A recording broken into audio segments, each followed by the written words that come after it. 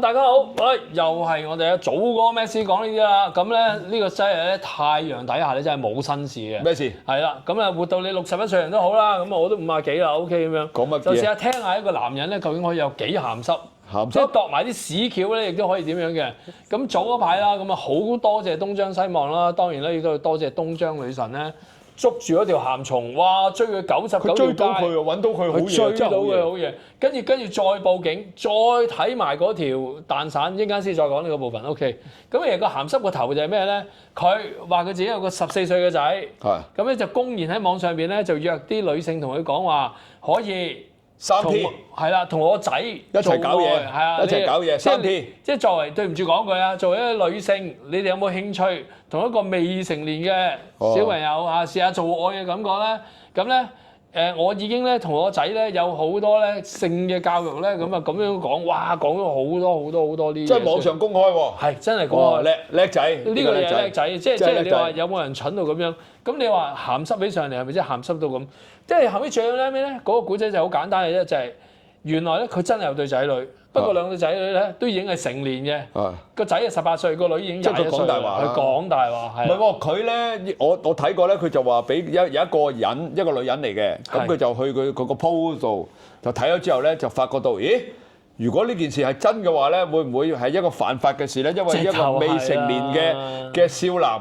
你同佢發生啲性行為嘅時候，咁咪仲要公開去招攬其他人去一齊去做呢樣嘢，衰11。咁呢個係犯法嘅，咁佢就呢一個人咧就女人嚟嘅，就睇到，咦呢個 po 係咪好大問題咧？咁佢就馬上懷疑到咧，如果呢件事係真嘅話咧，牽涉到一啲非常之不道德啊，同埋係啦違反社會人性嘅問題產生咗，同埋最重要係犯法嘅。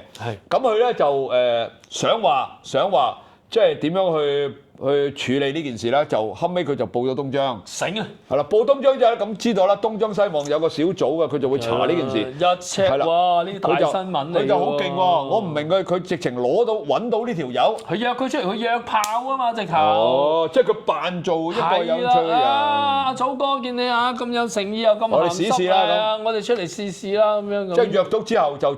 表露身份就係話，我有睇啊嗰條片，佢喺度追嗰條友走啊嘛，追咗佢好耐，上咗的士，的士又覺得唔對路，又唔開車咁樣，佢死狗又要落翻的士咁嘛。係啦，總之係一路追住嚟拍嘅。係。咁好咧，後尾揭發到咧，原來就唔係嘅，其實就係呢條友借住呢一個咁嘅鋪，即係佢講大話，其實佢啲仔女已經大㗎啦。係。即係其實佢就鹹濕到咧，想借助一啲嘅噱頭，咁嘅噱頭，去招攬一啲女人過嚟。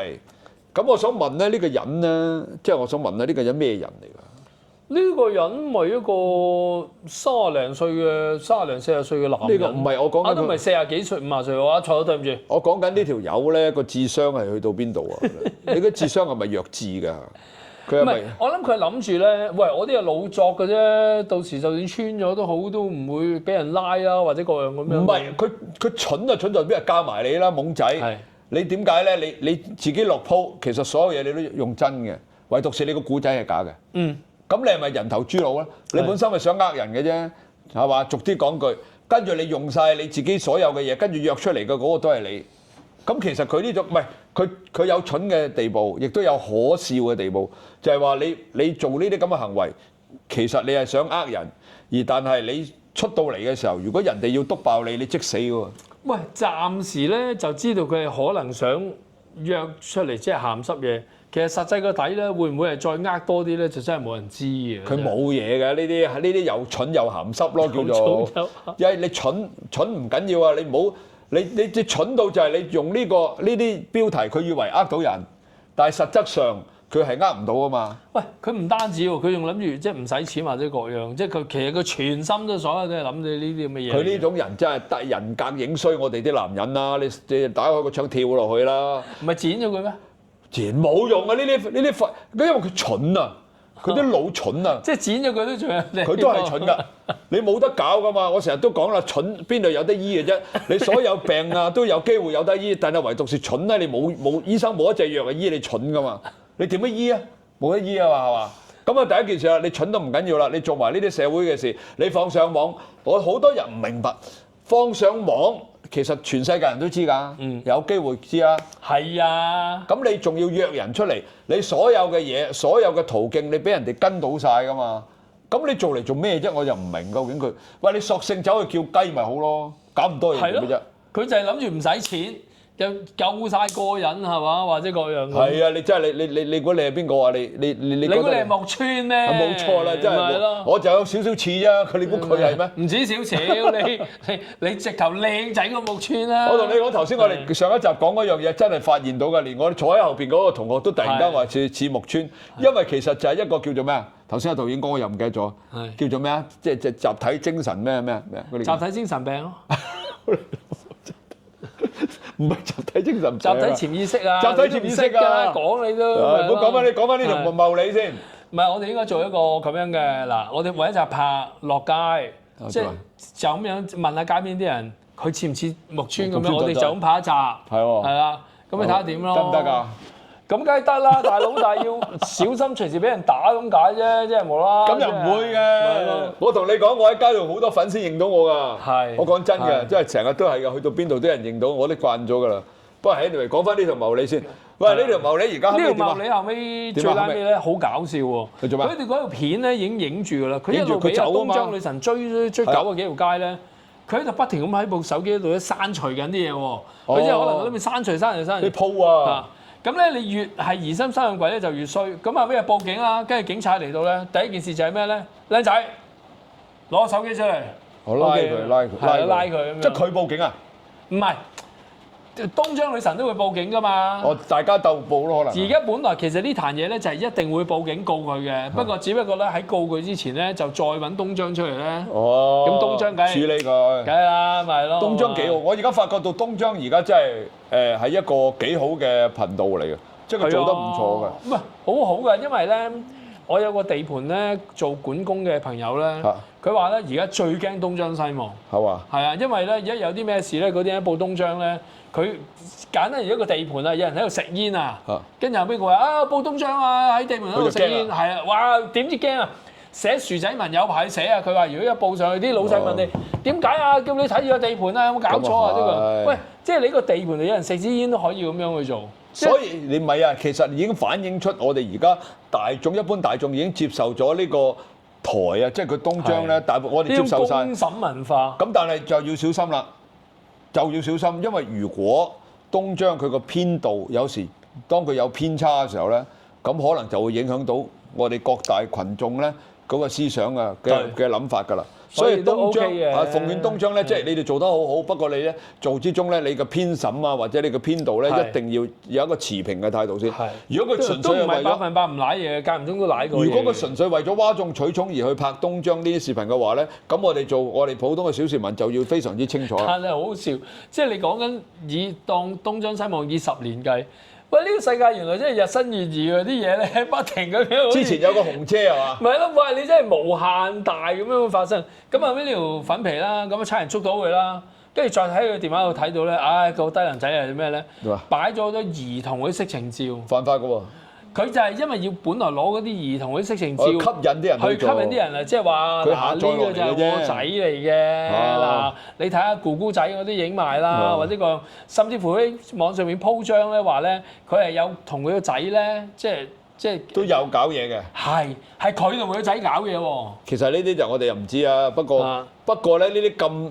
即係我哋俗啲講句啦，呢啲咁家醜咧，而家好奇怪㗎。以前我哋中國人傳統思想咧，就有句説話叫做家醜不出外傳係嘛。而家唔係喎，個將咧，而家再攞出嚟做 sell 喎，做 selling point 嗰度。哇！你真係而家啲咩社會啊？嗱，我又同我仔搞過啊，或者講啊，嗱，所以你放心啊，我仔係已經完全明白我開講技術超高超嗰啲。係啊，仔真係咁樣講喎。你話咪即係低能弱智啊！鹹濕之罪亦弱智真係好好笑，我覺得。我覺得嗰啲人咧，嗰個面子，我哋以前都有講噶嘛。係。即係你有名譽就有地位，即係換句話講咧，你有錢就有面，有面就自然有錢啦。而家唔係喎，佢哋唔要面㗎。唔要面。即係佢情願，喂，你 po 咗上去，萬一你嘅親戚朋友咁啱佢 po 你同你傾，知道係你點搞啊？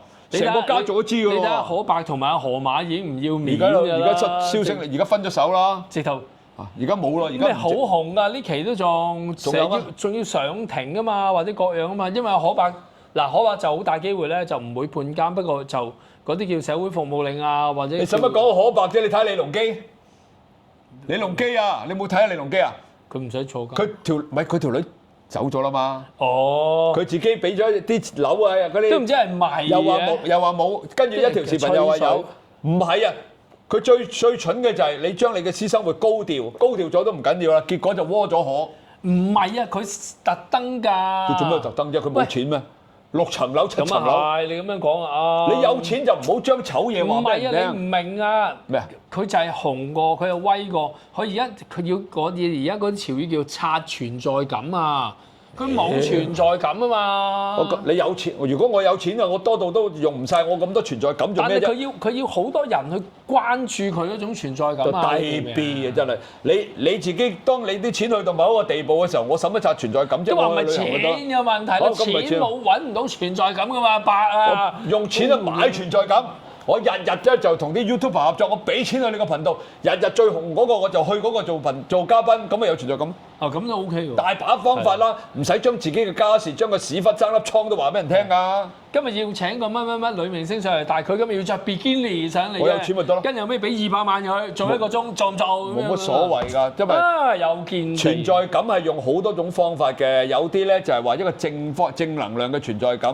你要將你自己啲醜嘢，你幾十歲人就走去同嗰個廿零30歲嘅喺度喺埋一齊，係人都知你老淫蟲啦。你有咩人話俾人聽你自己係老淫蟲啫係嘛？即係唔好咁戇居嘅事，唔好講佢，講翻嗰條友先。唔係人哋唔係老人做，人哋真愛嚟㗎。愛你嘅屎忽啊！愛咁多個愛喎，有錢就有愛啦，你都懵。咁後尾冇啦，嗰條番茄而家俾人告咗啦，或者有冇拉去坐監啊？未告，即係拉咗起咗落咗出。而家其實落條 charge 都好少啫，係佢話佢管有兒童色情照片啫。個官可以告你坐幾個月都得㗎喎。係，但係即係佢反而咧嗰啲14歲嗰壇嘢咧就冇告到。